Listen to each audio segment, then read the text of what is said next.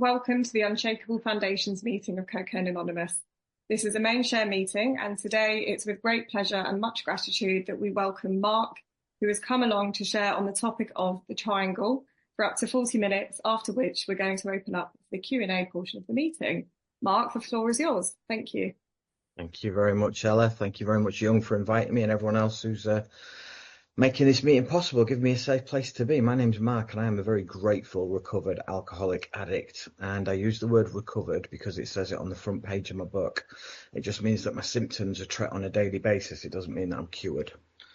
Well, I always like to start with a line out of the book. It's on page 206 from a story called Women Suffer Too, which pretty much sums up my entire identity crisis, I think. But it says there is another meaning for the Hebrew word that in the King James Version of the Bible is translated salvation. It is to come home. I had found my salvation. I wasn't alone anymore. Like so many of the lines in this book, that could be written all about me. I am going to focus on the triangle, but I'm going to qualify a little bit and tell you about how I found myself in these rooms. I'm not going to tell you about the madness, but I can tell you it involved numerous overdoses, numerous prison stays, numerous crimes, numerous lies, numerous thefts, numerous manipulations, and basically hurting anybody who ever got close to me. I didn't care about anybody else because I didn't care about me. I was always restless, irritable and discontent, and to be fair, even as a treated, sober, recovered addict, I can still be restless, irritable, discontent on any given day. I can't drive down the motorway without skipping the song 30 seconds in because I'm always looking for the next one, and I have to really practice being present in the moment. But after 35 years of burning my life to the ground over and over again, after praying to a deity that I said I didn't believe in to fix a problem that I didn't know that I had, my prayers started to change and I started praying to die, and I was using to die. I was trying to take as much as possible so that my heart would stop. I was praying to God, please bring me home.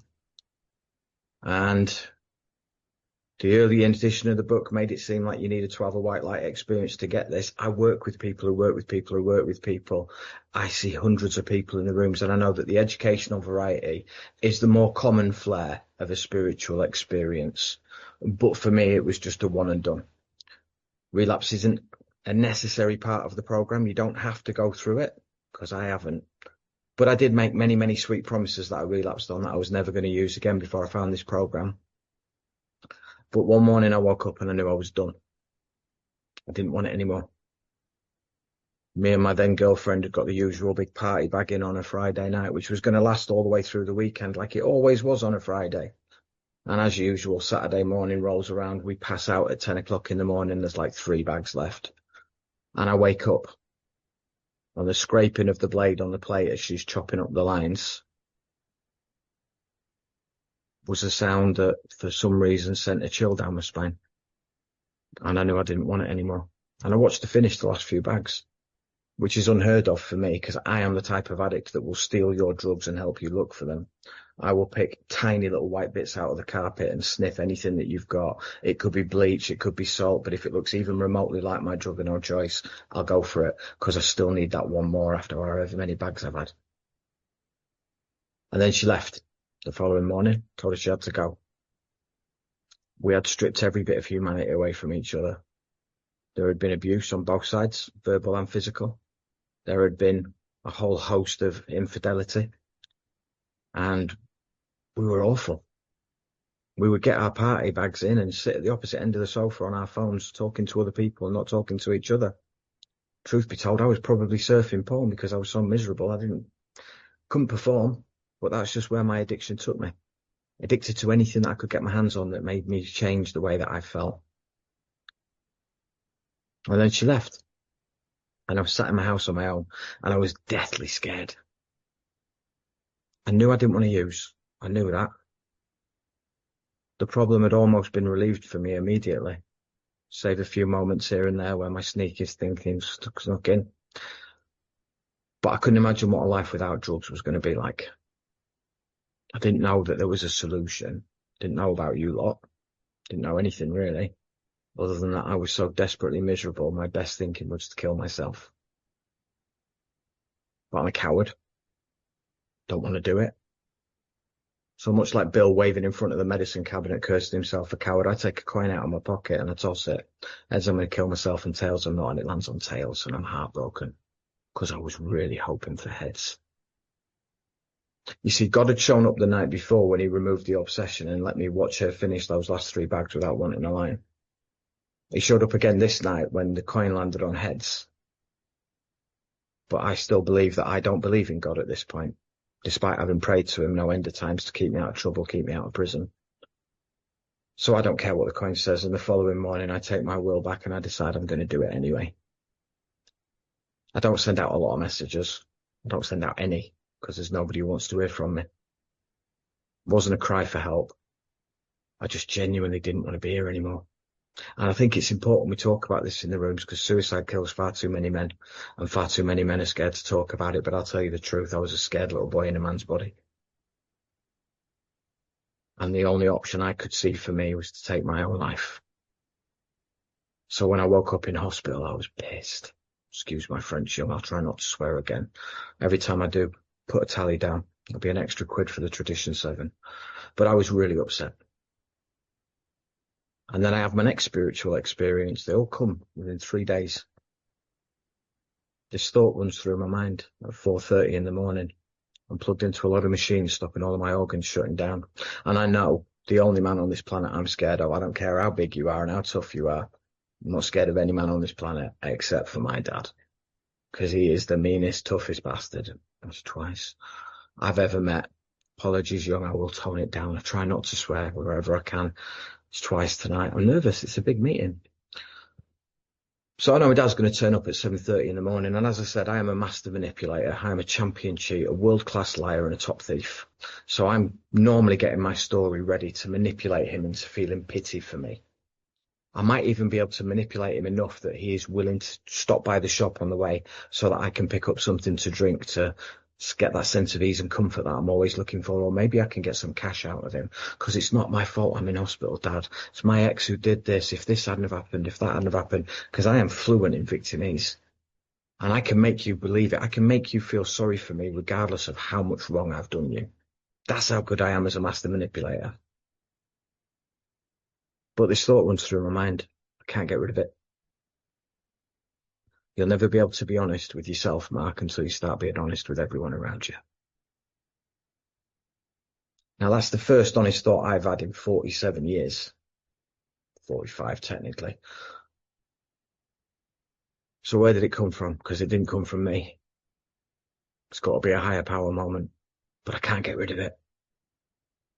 And sure enough, my dad turns up at 7:30, and I spend 4 days plugged into machines answering questions.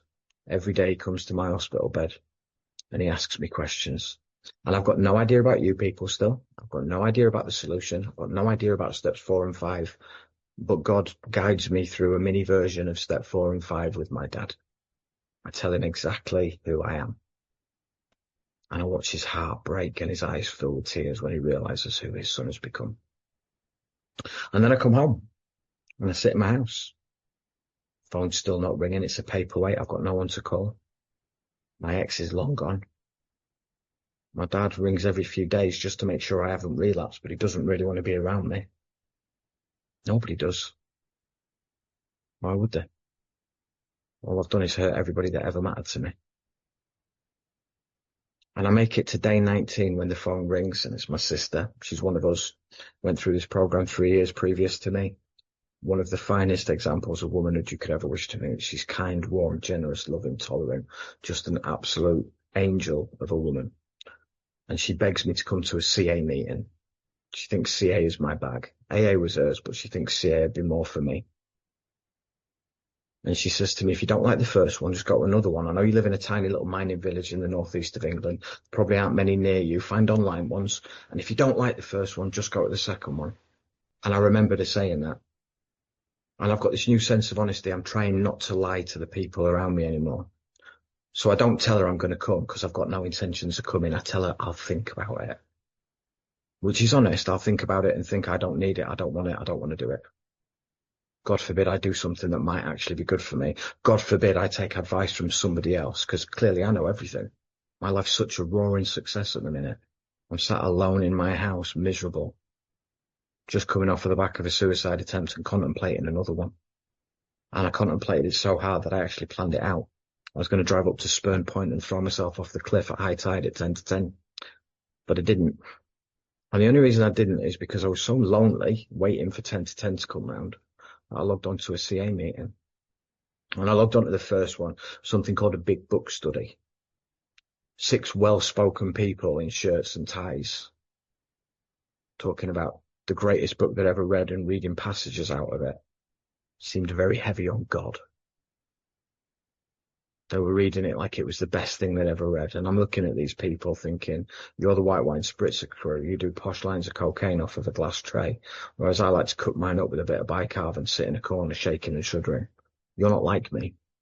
Because I'm not looking for the things in common. Nobody's told me to do that. My sister could have given me the hen's head, but she didn't. And I'm glad she didn't. Because I left that meeting. Because they're not like me. Because I'm terminally unique. Don't you know that?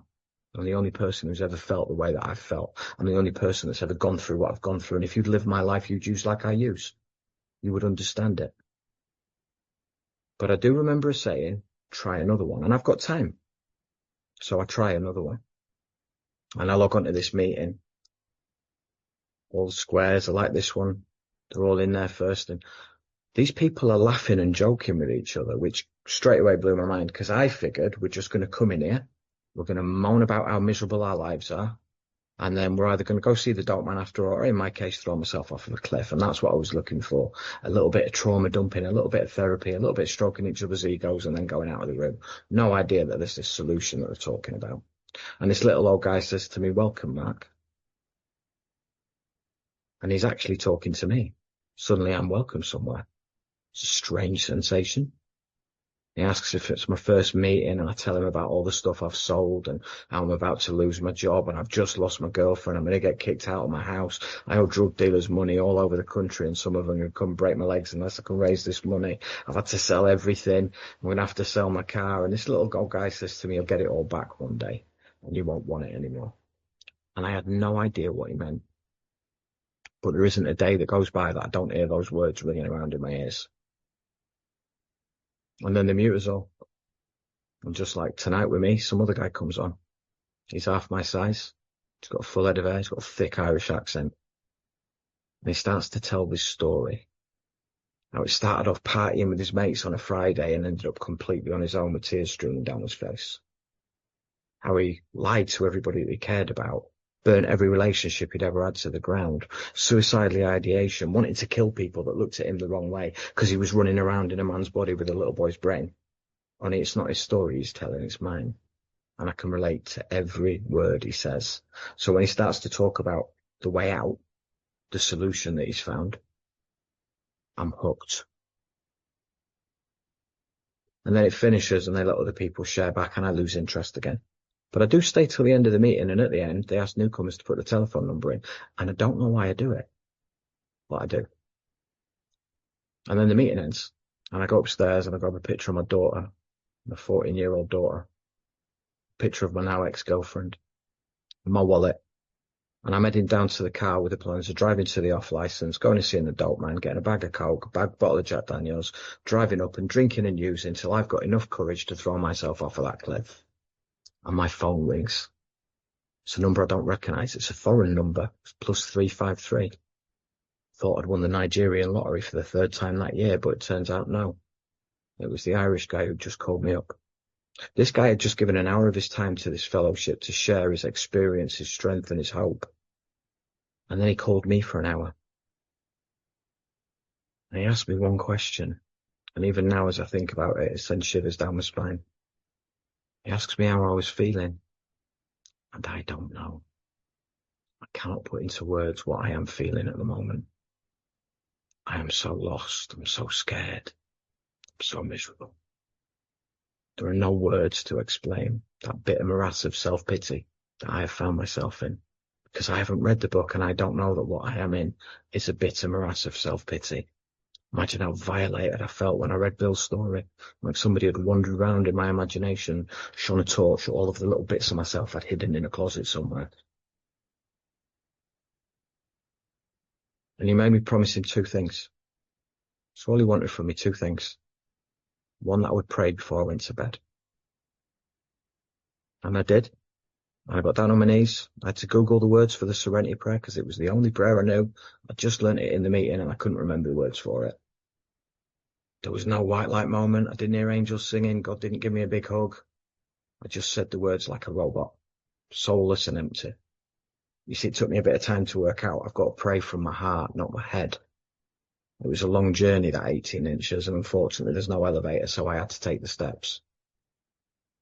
But today I do pray from my heart, and it's important that I emphasize how important it is to pray from your heart, because otherwise how can you build a connection? I'm trying to build a relationship with my higher power. And he also made me promise to come to a meeting with him again in the morning, and I did. I went to another online meeting. Those cats made me feel welcome too. They asked how I was. They were there for me. And I speak to that man every day today. He's not my sponsor. He's just a really good friend, but we check in every day without fail. It took me 6 months to tell him that he saved my life that night. You see, that's the power of reaching out in this program. Yes, it's really good for getting you out of self, but you never know what the person on the other end of the phone is going through. You phoning somebody up and asking them how they're feeling might just save somebody's life, because he saved my life that night. And that's why I reach out all the time. I love it, because I never know what the other person's going through, and it does get me out of self, because I am selfish and self-centered. That is the root of all my problems. I'm so selfish and self-centered that my first sponsor wasn't doing the book fast enough for me. My second sponsor told me I had to run all my thinking past him. Who are you? Don't even know you. We haven't even turned pages yet, and you're telling me I've got to run all my thinking past you. You see, I'm still running on self-will at this point. I still think I know best. I still think I'm going to be able to beat the game, that one day I'll be able to smoke crack like a gentleman. I haven't quite got my head around the fact that I am completely and utterly powerless. I know I don't want to do it right now because I burnt my life to the ground so badly. But maybe one day, or maybe I'll just be able to go out and have a beer with the lads on a Friday. Who knows? That's where my thinking's at. And then I log on to an online meeting and this cat comes on the screen. He's glowing. His aura, his energy is immaculate. It's like he's levitating. The way he talks about his life, this program, the book, his experience. And I am hooked. And deep down in my soul, I knew that man's going to be my sponsor. And he lives out in LA, so I call him after the meeting and I say to him, look, I really want you to take me through the book. And he says, oh, well, I've worked with some people in England. They go through it the way I do. I went, no, I want you to take me through the book. There's something about you. I've just connected with you. There's something, I want what you've got. You always wanted what people have got, and I have. I've always wanted your stuff. I'll just come in your house and take it. That's the sort of person I am. But he said I had to make a decision that if I wanted what he'd got, I had to do what he does. Okay, I can do that. Now, I was willing to wake up at 3 o'clock in the morning to do book work with this cat, but not once did he ask me to do that. We found a way to make it work. And on the first session, we sat down and he had me open my book up. We turned to the second page where it's got Alcoholics Anonymous, the story of how thousands of men and women have recovered. And he tells me that's the first promise the book makes me, that I can become recovered. Okay. Then he has me draw this triangle. He draws a circle around it. He has me write 3 words: recovery, unity, service. Okay. Then he explains to me that as he sees it and as his sponsor saw it, and if you're one of these people who think it's a 2-fold disease, whatever, I think it's a 3-fold disease, a disease of 3 parts. A disease of the mind, the body, and the spirit. You see, I am delusional. My mind will lie to me in my own voice 1,000 times a day about minuscule little things that snowball into big things. It starts off small. It starts off thinking, Young's never invited me to share here. Maybe he doesn't like me. In fact, maybe Young's only invited me to share here because I've just started being friends with MJ. Maybe Young and MJ are setting me up and everyone's going to laugh at me. Maybe nobody in AA likes me. Maybe everyone's going to kick me out of AA and CA. Maybe I should have a drink or a drug again. Or maybe my wife, she hasn't spoken to me all morning because we're having a bit of a row. Maybe she's going to leave me because that's how quickly it goes. In fact, maybe she's already shagging somebody else. Screwing over this all day, my mind just goes absolutely crazy. And it's all getting me back to that great lie. When the truth is, I'm sat in this meeting. Young's invited me to speak here. MJ just laughed when I said that. I'm surrounded by friends and people that I haven't made friends with yet, that are just friends I'm waiting to make. I've got a roof over my head. I'm going to hit my head on a pillow sober tonight. Everything I need in this moment right here, I've got. And as long as I can practice being present in the moment, everything else generally takes care of itself. So this delusional, obsessive mind of mine is paired with a body that will do incomprehensible, demoralizing things and forget about it. So it's like 2 weeks later in the book, I'm like, I'm a crackhead. 20 minutes later, I'll forget what I've done and I'll be back to doing incomprehensible, demoralizing things, because that's just how I am. But I've got a body that wants to pop, I just can't stop. One's too many, 1,000's never enough. It doesn't matter how much you've got, I want more. And it's not just with drugs, I'm the same now. You know, if you gave me my dream car's an Audi RS6, and do you know what? If you gave me an Audi RS6, I'd be restless, irritable, and discontent in 3 weeks wanting a Lamborghini or a Porsche. And after I'd got that, I'd want the next thing. Because I was always thinking that I could wrest satisfaction from the outside world. People, places, things, and situations. So I've got this body that's got this allergy. I break out in hives when I take cocaine, or in my case, I break out in handcuffs. I've got this phenomenon of craving that once I trigger it, I just can't stop. So the only one I can say no to is the first one. And then I've got something called a spiritual malady. You probably worked out I'm from a mining village in the northeast of England. I'm a working class scumbag. I don't know what spiritual malady means. Maladjusted to life. Break that down for me too. Emotional unmanageability. Yeah, boom, that I get. I don't know how to be an adult, do I? I don't know how to manage my emotions on a daily basis. It's like everybody else was given a guidebook on being a grown-up, and I played hooky that day. So I don't know how to deal with it. And then he shows me this beautiful triangle, and he explains to me that for each part of my disease, there is a part of the program. Recovery. That's the first 164 pages of my big book. If I'm in that book every day, reading at least 2 pages, I am treating my mind. My outright delusional mind that convinces me that I've been around a minute now. I bet I can get that old hit back again. I bet I can just get one rock. I bet I won't burn my life to the ground again. I bet it'll be just like the first time. I want to do you all a favour here, and it's the same favour my sponsor did me. Will you all just for 1 second, just please close your eyes and remember where you were for that last hit. I'm guessing most of you were on your own. Getting most of you were hurting. Guessing most of you weren't enjoying it. You see, that's the one I need to hold on to, and the book helps me do that. I can remember the first one where I thought I saw God. Let's not forget, the reason we take drugs and alcohol is because it gives us a sense of ease and comfort. In the beginning, it's magic, but by the end, it's madness. I'm not getting anything from it, and I'm still chasing it. So I hold on to that last one when I'm on my knees, tears streaming down my face, wanting anything not to be who I am, where I am, why I am. That's the one that I hold on to. And by reminding myself of my diagnosis, which is contained in the big book, and the design for living, the answer to every problem that I have that I can find in the book, a bit of a Barney with my wife this morning, just turned the book open, realised that lack of power is my dilemma, page 45. It's always my dilemma, lack of power. Why won't she just do what I want when I want, how I want? And the fact is, she's got her own mind. But all of the answers I need are in the book. And all of a sudden, I've got a better way to approach everything. So that's how I treat my mind. You guys, fellowship, that treats my body. The meetings. My sponsor tells me that service in a meeting is part of the unity side of the triangle, not the service side of the triangle. And I'll come on to that. But I love a meeting, me. Because the book tells me I've got to find people to work with. And lo and behold, you're all in one place right here. I know where to find you all. So yes, I come to a lot of meetings. I work with a lot of people. I get to be part of this fellowship. And I do service in meetings. I've done pretty much every service position I think going, so short a delegate, which I really don't want to do. But I've done committee chairs, I've done area service, I've done secretary, GSR, I haven't done treasurer, nobody trusts me yet. I'm not sober enough for that. I'm still a crackhead deep down, I guess. Maybe one day somebody will trust me with the keys to the bank, but not yet. But today I could be trusted with that job because I don't want what other people have got. So I treat my body like coming to these meetings. But any time I sit down with another alcoholic or an addict, any 2 people sat down discussing recovery is basically a meeting. That's unity for me. And then the service side of the triangle. You see, I've been writing all these notes down at this point. I'm really eager and excited.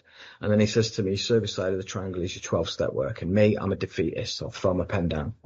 Well, that's me screwed then, isn't it? Because I'm not on step 12 yet. I haven't even taken step 1. And he points out that step 12 says, having had a spiritual awakening. My sponsor classes as a spiritual awakening as realizing I'm not the only person on the planet. So I had that spiritual awakening quite early on. Try to carry the message to the addict who still suffers. Well, in the early days, I would ring up people like me who were in a similar spot in the book, and I'd just talk about where I was with my sponsor and what I was reading and what they were reading and learn from them and remain teachable. And I'd ring old timers up and say, this is what my sponsor said. What do you think? What did yours? And I'd remain teachable, but I was still carrying a message and living by my principles in all my affairs. Living by my principles in all my affairs. Now, I'm not perfect. I'm proud. Very proud. Some guy shouted down from a balcony a couple of weeks ago, hey, bald guy, can you keep your dogs quiet? And straight away my back's up. As however many people in this room can all see, there isn't a single hair on my head. But how dare he call me bald? Because that's my pride again. Just comes in, can't help it. But today I have a little prayer. God, please bury my pride before my pride buries me. So instead of saying to the guy on the balcony who told my dogs to be quiet, come down, let's have a chat about it, because that's never going to end well with me, I get to say, I'll see what I can do. I walk away looking at my dogs and that pride kicks back in again. And I'm like, I don't know what he expects me to do with your dogs. You're going to bark. It's not like I can ground you and take your PlayStation off you for a week. But I can meet him with a little bit of grace today. I'm able to do that. And I'm able to do that because of 2 of my favorite steps, 6 and 7. So this triangle that I'm living in is pretty much the entire program in one way or another. I have to work on my defects. I have to make amends. I have to do inventory. Was the way I first started to think about this, but it's not that like that anymore. Now I get to work on my defects. I get to become a little bit better today than I was yesterday. And I get to do inventory at the end of the day to recognize what I need to work on tomorrow. And I get to pray and have a chat with God and say, God, I was intolerant yesterday. Please make me more tolerant. Now, it's a higher power of my own understanding, and the joke's on you because I don't understand it at all. If it's this creative intelligence, this supreme being, how can my tiny little mind understand the plan? But I'm learning to accept it. See, lack of power is my dilemma. I want things to go the way I want to go. And if I'm losing control in one area of my life, I'll try and control another area even more. And it never works. And the truth of it is, it's going to work out the way it was going to work out anyway. It's just how much I struggle against it, how much energy I waste before I accept that it's going to go the way it's going to go. Fact is, if my wife's going to cheat on me, me checking up on her, me falling out with her, me spying on her, that's not going to stop it happening, is it? If anything, it's probably going to push it to happen that little bit quicker. But today I treat my wife with unconditional love. I believe she treats me with unconditional love. Yeah, she's a bit miffed at me this morning, and she's right to be miffed at me. We're 5,500 miles apart because of my last action in the madness. And I've had to come back to face the repercussions of that. I've had to stay accountable. But she stood by me. She's gorgeous. 5'2", Filipino, beautiful girl. Smart, successful, kind, funny. And I would have said to you when I first came into these rooms, proof that there's a God right there, because look at me, I'm an ugly spud, and I am an ugly spud, to be fair, but the reason she's with me is because she feels safe with me, because I do what I say I'm going to do. I'm rigorously honest with her, and I have honest and open communication. I don't sit in my feelings and think, right, well, you've done this, so I'm going to do that. I ain't got time for that anymore. It's not my will at the end of the day. I'm no longer in the results business. I was going to call this the power of 3, but the triangle worked better. But I always like to talk about the power of 3. Trust God, clean house, help others. There's one of those powers of 3. Do I trust God? Yeah, I could say I trust God. But do I trust him every day with everything at every moment of the day? Not always. Sometimes I struggle with step 3. Sometimes I can feel myself start to pull my will back a little bit. Never ends well when I do that. And I know it's not going to end well, but my instinct kicks in. I've got 45 years of being a lying so-and-so. I've got 2 years of being an honest person. So sometimes when my back's against the wall, my first instinct is to tell a lie. And I have to pause and go, that's not going to help you. Just hold your hands up. Yes, I did this. What's the worst that's going to happen? I'll have to pay the repercussions of my own actions. A lot of my problems are my own making anyway. And the fact is, I'm probably going to pay those repercussions somewhere down the line anyway. It's much better that I'm honest about it today to my wife and say, yes, I forgot to put the dishwasher on, rather than saying, well, you didn't tell me to, or, well, I did put it on, but it didn't start. I think we had a power cut, or any of the other myriad of lies that I would have told to get myself out of trouble, rather than just going, hands up, I forgot. How can I make this right? And you know what? When I hold my hands up and say, hands up, I forgot, how can I make this right? She respects me a lot more. Everybody in my life does. They can rely on what I say. So yeah, I trust God. But I have to trust him in everything. I've got to know that his plan for me has always been better than mine. Clean house. My house. It's no good telling my wife that the windows are dirty. I'm telling you that your garden needs cutting. Don't take other people's inventory. I don't even like taking my sponsee's inventory. Let's face it, I'm a crackhead. You don't want me running your life. You need to be able to do this stuff yourself. You need to be able to understand it. But when I struggle with inventory, and there are times I do, there are some spiritual advisors I go to if I can't get hold of them. A couple of them are on this meeting tonight. And I will go and I will give them carte blanche to say, Mark, your thinking is off the beam. Sort yourself out. I'll go, hands up. Right, yeah, can't argue with that. I gave you carte blanche. Let me go off and make that amends that I don't want to make, or do that inventory that I don't want to do. Because generally when I'm struggling against something, it's because I know it's the right thing to do. But I've had to call myself out on this as well, because I've got 4 or 5 spiritual advisors, and what I do is I got with the first one, I wouldn't get the answer I want. So then I got with the second one, but I changed the narrative of the story, trying to manipulate them into giving me the answer that I want. And then I realized it didn't quite work the way I wanted it to the second time. So by the time I get to the third person, the story's completely changed. And lo and behold, I am sweet and innocent, and the other person has done everything wrong. And they go, no, you don't owe an amends. And that's the one I take. Can't do that anymore. Whoever I go to first, that's who God sent me to. And whatever they tell me, I will take on the chin. And then helping others. I'm going to go back round to what that old bloke said to me. Got the nice iPhone. Got the Apple Watch. Got some nice swagger. Some pimp kicks. I'm doing all right for myself. My missus drives a Tesla. I drive a little Mini. We live in a beautiful apartment in Orange County. I've got 2 of the most beautiful, wonderful dogs in the world. Big telly, PlayStation 5. Got all the stuff that I sold to pay my drug debts off. And do you know what? None of it means a hill of beans if I cannot sit opposite somebody and turn pages. That is the best part of my day at any given moment. That old fool was right. He said to me, you'll get it all back and you won't want it. And he was right, I don't. Because I don't seek internal validation from external things. My human resources will fail me at every given opportunity. But when I seek God's validation, and I don't even really seek his validation, I just do what I think he wants me to do. And I believe that when I'm trying to do his will, it impresses him. It's what it says in the St. Francis prayer. I might not always get it right, but I know I'm trying. I'm trying to help my fellow man. I'm trying to be a Samaritan. I'm trying to treat every person in front of me like the most important person in the moment. Be the blessing to everybody I meet, because I don't know what they're going through. And 2 other words I always like to add on to this are be kind. This world needs more kindness. It just does. So tomorrow when you go into the shop, don't just say thank you to the girl that serves you. Express genuine gratitude and tell them why you're grateful. I'm so grateful you turned into work today so that I was able to buy my chips at lunchtime. We're back in England, crisps, sorry. Or I'm able to buy my candy, sweets, spice, whatever you want to call it. Make that person feel appreciated. Watch their day change. You don't know what they're going through. You don't know what kind of impact that's going to have. But the ripple effects of being kind carry out across the world, and eventually that kindness will come back to you. You will be at peace. You will comprehend the word serenity. And you will have a life beyond your wildest dreams. My daughter today, she messaged me. She just got tickets to see Drake. She wants me to go and take her and her new boyfriend to see Drake and pick him up at 10:30 at night in Manchester. And I'll be sober to do that. I won't have to drive drunk. Not that I ever would have done. I'd just come up with some excuse not to do it. But today I'll be able to do it. I don't have to worry about the cost of the fuel to get there. I don't have to worry about the congestion charge to drive around Manchester.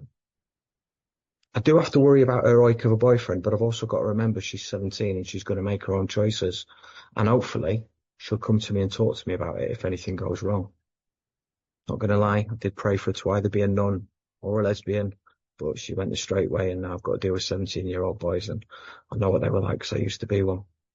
But I can be there for her today. My parents sleep at night. They weren't always the most shining examples of parenthood, but today I built a relationship with the people that they are today because I let go of the resentment I was holding from my youth. I see them for how they are today, and they're no longer diminished to the size that I see them at when I look at them as a 19-year-old and a 17-year-old who had no business having a baby. My wife, some days she drives me nuts, but she is a wonderful human being. She's gorgeous, she's kind, she's warm. She will make me jump through hoops after this when I apologise to her. And I'll do it quite happily, because I love her unconditionally. And by tomorrow this will all be forgotten, and we'll be back to being us again. I'm stuck in the UK for about another year getting all my paperwork out. Sat with a sponsor who resents President Trump, and I'm like, he's just doing his job. She said, I don't hold any resentment against President Trump. Not somebody I'd want to sit and have dinner with, I'm not going to lie to you, but I don't like everybody, but I can love everybody unconditionally. And I can accept that maybe this isn't what I wanted. I wanted to be back at home in California with my dogs and my wife. But I get to spend time with my daughter without having to fly her over. My mother gets to see who her son is today. Because when I left for America, I hadn't been sober that long. She hasn't seen the wholesale change this program has given me. So I've got this incredible way of living. It's really simple. Just put what I want second and what everybody else wants first. Try and give them, to the best of my ability, a positive experience in life. Not always what they want, but a positive experience in life. Because I've worked out most people don't know what they want, and when they do get it, they don't want it anymore. Maybe that's just me. But when I do all of these things, I am genuinely at peace. Not always. MJ's a pretty good mate of mine. She'll nod and tell you some days I am completely off the beam, absolutely outright mental defective, and I'm struggling with taking my will back. But you know what? I can get on my knees and I can ask God to remove all of those defects. I can meditate so I'm listening to what God's got to say. And then I can pick the phone up and focus on two other people's problems. And I am a bone-ass lazy sponsor. I'm sorry, but I am. I'm not your banker. I'm not your friend. I'm not your therapist. I'm not your social worker. I'm here to put your hand in God's hand. I make the introduction. That's all a sponsor is supposed to do, my sponsor tells me. So if you come to me with a problem, you will get 3 questions. And anybody who I've sponsored will tell you the same. Have you prayed on this? Have you meditated on it? Have you reached out to 2 other people to take your mind off of your problem? Because when you come back to it, you'll probably find that it's not that big a problem. Let's face it, everybody in this room was deadly worried about something a year ago, and I bet nobody can remember what it was. It's not that important. It's not going to matter in 5 years' time. Don't waste more than 5 minutes on it today. Pick the phone up and see how you can be of service to somebody else. And 9 times out of 10, when a sponsor calls me, says, I was going to call you this morning because X happened, but then I remembered what you said. So I prayed and I asked God to remove it. And then I meditated and I had this feeling about it. And then I rang 2 newcomers, and with the second one, I'm giving them some advice out of the book that you've given me. And I've realized I should be following this advice myself. Anyone else in this room really good at giving other people advice, but crap at following it themselves? Raise your hands. Yeah, me too. I think I've never met an addict yet who's not brilliant at that. We can all see how to solve everybody else's lives. We just can't do it ourselves, can we? Which is why it's so important that we get out ourselves and do these things. So yeah, I'm happy today. I've got no desire to go back out. And truth be told, I'm looking at 3 to 5 years in prison in September. But I'm at peace with that. I'm genuinely at peace with it. Because if I go to prison, it's because that's where God wants me. And if I don't go to prison, it's because that's where God wants me. There might be somebody in prison I can help. And God may well save me from doing that yet. I don't know. But I know I don't have to worry anymore. I'm no longer in the business of outcomes. I just make the choice. I put the work in. I leave the outcome up to God. And when I do that, everything seems to work out all right. So the power of three, something I stole from another man, but I've used it 3 times, and I think if I use it 3 times, it becomes mine. A man told me I've only got to get 3 people through the work, just 3. I'm already well above that. I'm above the curve. But if I just get 3 people through, and each one of them gets 3 through, and each one of them gets 3 through, and each one of them gets 3 through, and each one of them gets 3 through, each one of them gets 3 through, until you get down to the 15th person, 14,348,907 alcoholics and addicts would be recovered from a hopeless state of mind and body. That is the power one person can have by putting good out into the world and helping their fellow man. So trust God, clean house, help others, get yourself a big book, get yourself a sponsor. If you didn't get anything from what I said, don't worry, young, I'll have someone a damn sight better next week. And if you did get anything, maybe your higher power and my higher power put us both in the right place tonight. Thank you very much for letting me share. Okay, so first up, we've got Danny. Do you want to come in? Thanks, Ella. My name's Danny. I'm an addict. And Mark, wow, thanks, man. Incredible. I was just listening and listening, and I really heard it tonight. And I looked at the timer and there was like 8 minutes left. Time had just gone. Yeah, my question. So I know you spoke about some days you wake up, you're restless, you're a little discontent. And I can relate to that. Sometimes I am, sometimes I'm not. I think it depends where I'm at in my spiritual condition. My question to you, Mark, is what's your two-part question? What's your experience with being in the world of the spirit? And do you think you learn more about yourself, about recovery, about the spiritual life when you're in the world of the spirit or when you're off the beam, as you said? Thanks, mate. I'll leave it there. World of the Spirit's a new concept for me. I think what you're talking about is the spirit of the universe, which I genuinely believe in. For me, the spirit of the universe is unconditional love. And when I'm in unconditional love, I'm genuinely at peace. So if I say to you, do you want to go for a coffee? And you say, I won't be seeing Debbie, you bald guy, and I still love you because I'm only looking at what I can give to you, I'm at peace. Generally, it's when I'm not at that. It's when I'm looking at what I can get from somebody. And it's normally a member of my family, my wife, or the entire fellowship when I don't like the way a meeting's being run. This is a sign for me that my conscious contact is off. I have to double down on prayer. I have to double down on meditation. I have to double down on helping people. And sometimes I have to take a step back from the meeting because, let's face it, I need CA, but CA does not need me. Does that help? Beautiful. Thank you so much, Danny, for your question. Next up, we've got Isaac. Thanks, Ella. Hi, I'm Isaac, recovered addict. Really good to be here. Thank you, everyone, being a service today. And Mark, thank you so much. Yeah, just beautiful. My question is, with everything you've been experiencing recently, what you shared about at the end of your share, what has your conscious contact looked like alongside that? And has it kind of changed or evolved at all while you've been going through this experience? Thanks. Yeah, I mean, I do a lot of reading, so my conscious contact is always changing. When I first came in, it was bearded white guy on a cloud, and then it was energy and Taoism, and now it's the spirit of the universe and unconditional love.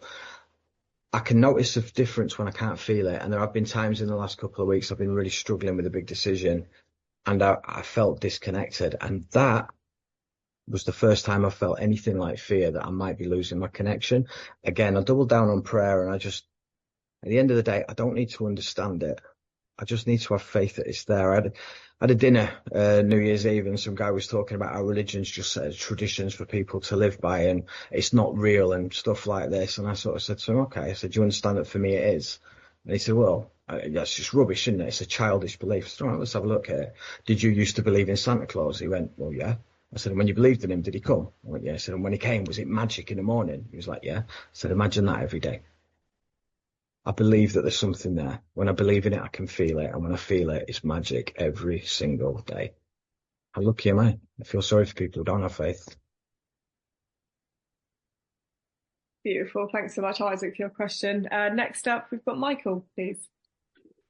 Thank you, Ella. Michael, recovered addict. Mark, you literally had me on every minute. I didn't even look at the time. I'm a bit like Danny. I just thoroughly enjoyed it and related to it all. I have a lot of questions, but I'm only allowed one. So you talked about how in the beginning your prayer was you were just saying it, you were just reading it, and then it started to come from the heart. So what was it that changed when you like sort of when you fell in love with the God of your understanding? What made it start coming from the heart rather than, just because I was very similar. I was reading them and I didn't feel it, so then I just had to start doing what felt right. What was it that made it into a love story for you? I think it was twofold. My step 3 experience, when I took that with my sponsor, I mean, it took me quite a while to get through the steps because, believe it or not, I argued and struggled with a lot of this. I'm sure that's hard to believe from people who've just met me tonight, but I had my own opinions about how this was going to work, and none of it worked out the way I wanted it to. So we went quite slowly, and he really did take me through it line by line. Step 3 prayer, though, I felt it. I felt emotions running down my face. And then my sponsor told me to write my own version of a step 3 prayer and my own version of a step 7 prayer. And I did. I still stay the ones out of the book, but I did write my own versions. And I found that writing my own prayers seemed to improve my connection. So then I had a look at different prayers. Obviously I live in California, so there's quite a few Navajo prayers that I use. And there's a lot of different prayers around the world that just somehow speak to my soul. I also picture people. So when I'm praying for the still suffering addict, I picture the person that I'm praying for. And if I tell you I'm going to pray for you because you've got an ill parent or so you're going through a tough time, you can guarantee that your picture will be in my heart when I'm saying that prayer. Thank you. Beautiful. Thank you so much, Michael, for asking your question. Next up, we've got Bill, please. Come on in.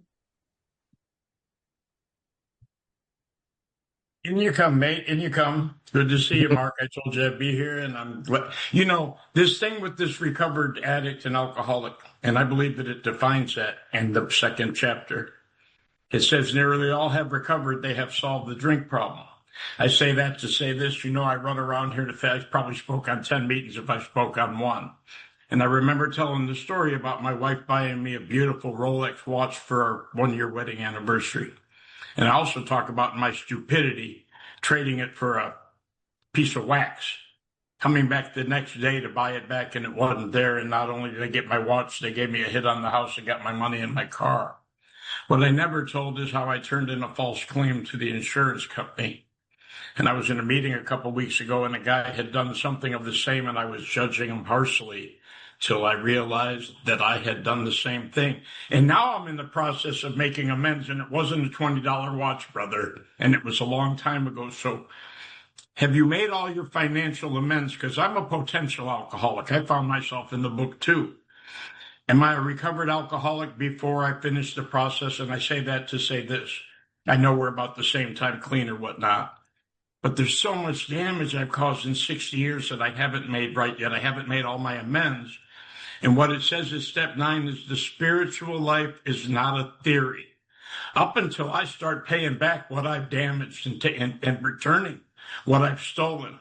Alcoholics Anonymous is nothing, Cocaine Anonymous is nothing but a theory. And I can tell a great story. I've been coming here for 44 years. I can woo and wow the crowd. But do I dig into my pocket now and get right with God? Because I don't believe that my financial life will ever be in order till I pay back what I've stolen. What's your experience on that, sir? My experience is I don't think I'll ever have enough money to pay back what I've stolen, Bill. However, I make a donation every month to the victims of crime. Every month to my police station, I've made a donation since getting sober. That donation's varied depending on how much expendable cash I've had, but I always put something back into the pot. I do H&I work and give freely of my time. There are other amends that I haven't been able to make yet. There are people that I cannot physically make amends to for legal reasons, but I remain willing to make amends to all of those people, and wherever possible, I've done my best. If this is your way of telling me that I nicked your Rolex and I forgot about it, because the book does tell me more will be revealed as my own house is in order, I can't remember everything that I did. There's entire months I can't remember. I woke up in Ibiza one morning, I've got no idea how I got there. I only went to the pub for a pint, and then woke up and spent 10 days in Ibiza. So it was wild, it was loose, it was crazy. I cannot remember everything. To the best of my knowledge, I've listed down everything that I can, and I'm doing everything I can to make that right with people. But I don't think I'll ever be able to pay back everything. If there's a set incident that I remember that comes to me, and stuff does come to me, I keep doing my steps. I redo them every year, and there's always new amends on them. I will continue to do it. But I will always remain willing. And like I say, if somebody stops me in a pub and went, "Aren't you that so-and-so nicked my watch?" then I'll sit them down and I'll explain to them what happened, and I'll ask them how I can make it right. Does that answer your question? All right. Thank you so much, Bill, for your question. And thanks, Mark. Our last question this evening is Young. Come on in, Young. Thank you. Yeah, thank you. Thank you, Ella. Thank you for your service. Thanks, Mark. Great to hear you this evening. I was just thinking, the amount of parking tickets I get, I think I'm doing extra financial amends. My question is, you spoke at the end how the wind has been blowing, some unexpected things have been happening in your life. Was there any moment when you felt like running from that? Is there any moment when your faith started wavering? Thanks, Mark. So my mother-in-law is a devout Catholic. She gave me some rosary beads when she went to see the Vatican in Rome. She brought them back with her and she gave them to me to bring back to England with me, which is just a sign of what a wonderful woman she was. But I sat down with her and I did say, I'm doing God's work. I've turned my life around. I'm trying to help everyone. I'm trying to treat everyone like the blessing in the moment. Why is God doing this to me? And she said, it's a test of your perseverance. It's a test whether or not you're really in this or not. A lot of the times when I look at things, if I'm thinking about running or I'm thinking that this isn't fair or whatever, it's just a matter of perspective. I try really hard to find the right perspective, the right point of view, that this is an opportunity. For whatever reason, God wanted me back in the UK. If God wants me in prison, there is a reason for it. Maybe like Bill said, there's an amends that I've just completely forgotten. God's pissed at me for not remembering it. I don't think my God's cruel like that. He tends to be ironic and sixth sense of humour in another way. So if I'm praying for tolerance after I've been intolerant, he'll send me somebody who's really, really annoying to practice tolerance with. But for whatever reason, he wants me in the UK. Now, I'm starting to believe it's to spend time with my mother, my father, my brother, my sister, my grandparents. They're nearly 90. They're not going to be here forever. This is a great opportunity for them to be able to rest easy. That the young man that left to America at, just over a year sober is not the same young man that's sitting in front of them now. And I'm building bridges with people that I'd burnt bridges with before. Was there a moment where I thought, you know what? Can I just go on the lam? I'd be lying if I said there wasn't, young. But could I live with myself if I did that? I can say that without a doubt, there wasn't a single moment that I thought using a drink or a drug would make it any better. There was nothing so unsatisfactory in my life that a drink or a drug would make it better. And that's all down to God, because left to my devices, I'd have been sat in a crack hole somewhere saying that my name was Pedro and stealing somebody else's ID to stay in the US. So does that answer your question? Beautiful. Thanks so much, Young.